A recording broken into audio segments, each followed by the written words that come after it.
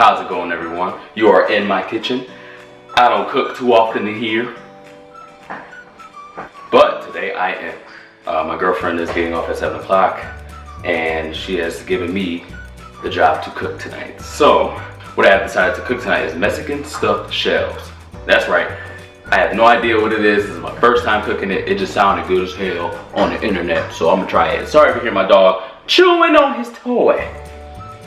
But I am a father of a son. My son Luigi here, Jack Russell Terrier, so I'm sorry I can't calm this crazy butt down. Y'all just gonna have to, you know, you might hear him a little bit in the background, but hopefully not too much. But anyways, let's get this started. First, I'm gonna show you guys the ingredients. See me step by step putting the food in and creating this goodness that I'm hoping will be amazing as it seems. So let's go. Okay, everyone, this is a quick overview of the ingredients needed. Some of the things have been opened because, you know, we eat, we like food, so they are open. And that's enough for the recipe that we're doing. All right, first off, we have Daisy brand sour cream, pure and natural. It's going to provide the sour creaminess of the meal. Don't judge me. Next, we have the taco seasoning mix. I got mild because I like a little spice to it, you know, nothing too bland. Gotta have that little spice and kick to it. We have our medium pico salsa from Fresh Thyme. I don't know if you guys have this at all in your states or not, but very great place. We have our Copito Taco Bell mild sauce. Then we have our Barilla, I don't know how to pronounce it, jumbo shells, so they can have enough room, you know, to fit the things in. Next, we got the great value Neufchâtel cheese. Okay, actually, wait a second here. This is actually the name. I thought it was this is another language, of course, but I thought this was like the, you know how items have other sides that have different languages. I literally thought this was going to be the case, but no. It's cream cheese, guys, so just know that. Cream cheese is what you need. Next, I have Colby and Monterey Jack cheese, mild cheddar cheese, and as you guys can see, I love Walmart brand stuff. It's cheaper.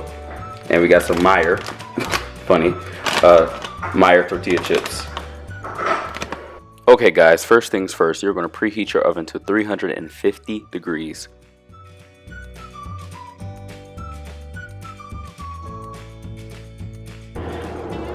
Okay guys, you're gonna take your ground beef and start to prepare it in the pan.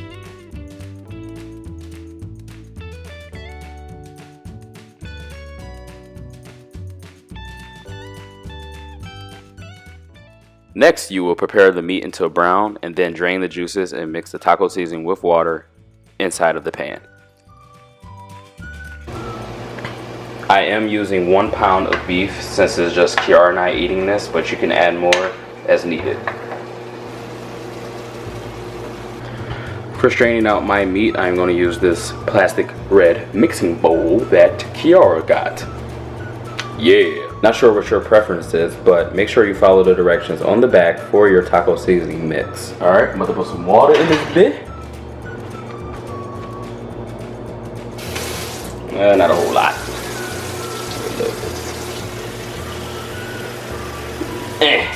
Alright. Don't know how much that exactly was, so sorry.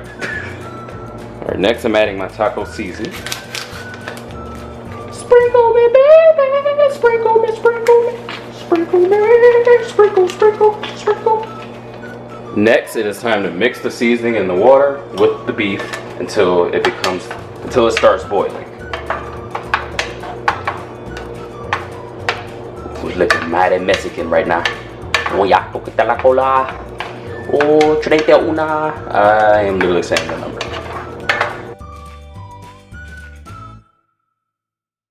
Try get this all mixed in properly. I don't want one part of the beef tasting all really taco-y and one tasting like nothing but beef. While the meat is cooking, next it's time to get the pasta going. What you're gonna do is add the proper amount of pasta shells that you need and boil until finished.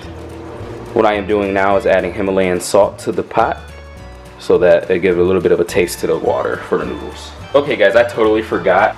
We need to cover the meat with this cream cheese. So since I have 8 ounces, you only need 4. So I'm going to cut it directly in half.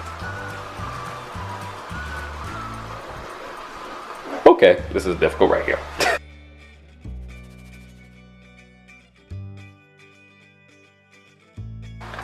Look, y'all gonna have to forgive me. Jesus cream cheese, this is crazy. Okay, now the cream cheese must be added to that, and you have to wait till it melts, and you just pretty much have to keep mixing it until it blends in.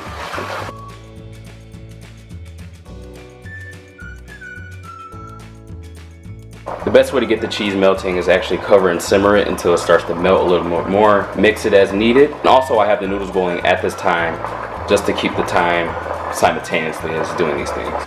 Once the meat is done cooking, you will remove it from its hot bang at a thing and let it cool off completely. Over there. Not on this hot ass thing, but over there. For baking purposes, you will need a baking dish for this. And you will cover the top of this with aluminum foil. You can cover the top with aluminum foil if you do not have the lid for the baking dish. Next is actually pour salsa on the bottom of the baking dish. You can pour as much as you want, but don't pour like a crap load. I mean, unless you really love salsa, I don't know. I don't know how you feel. Some people got salsa addictions like I do. So I'm probably gonna pour about a little bit there, a little bit. So actually if you have one of these full spoons, just enough to fill like the bottom of it pretty decently.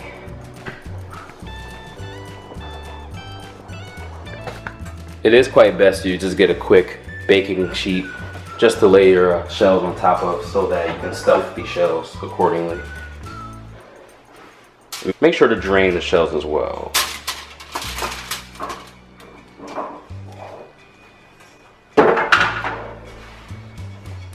Once they're cooled down, I'm going to separate the shells. Actually, you know what? I'm going to separate the shells with a spoon, okay? Be careful. They hot as hell. I repeat, they are hot as hell. Ah, damn, this is going to be maybe I should use the tongs. Tongs, babe. All right, find my tongs. So let's go. Shit, damn. Okay, now it is time to peel the pasta shells with the meat. This is gonna be very difficult for me, guys, so bear with me. Oh, Jesus. Oh, this is about to be, oh, fuck me.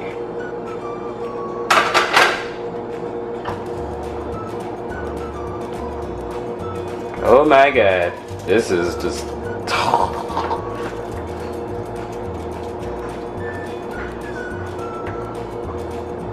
Oh Jesus, help me, Lord.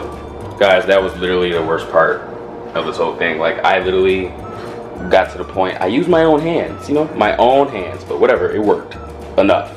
So now it's time to place the stuffed shells inside, or on top of the salsa in the dish.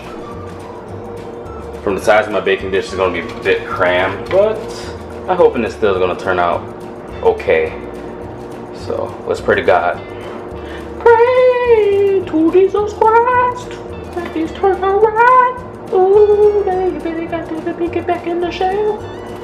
I tasted some of the meat. It's pretty damn good, guys. Pretty good. Very surprised. Just because I don't like wasting food, let me throw the extra meat that's on top. It's not gonna look the prettiest, okay? We all know this. We can see that as of right now. The next step is to actually cover the shells with taco sauce. Oh yeah, here we go. Oh,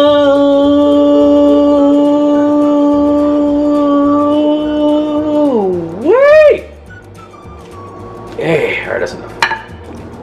You're now going to put it in the oven for 30 minutes. Cover it up. You will do a bit more, but for now,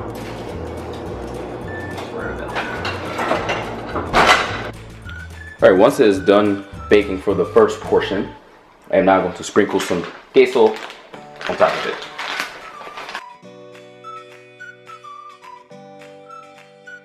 now once the cheese has been sprinkled on top, you will actually bake it without aluminum foil on top for the next 15 minutes. Alright guys, this should be done. Once it says beef that you like a mad crazy machine. Oh, that looks delicious. No. Delicioso. I'm sure you really use 2 of these, but you know, I'm cool. I'm hood like that. I'm hood like that. Not really.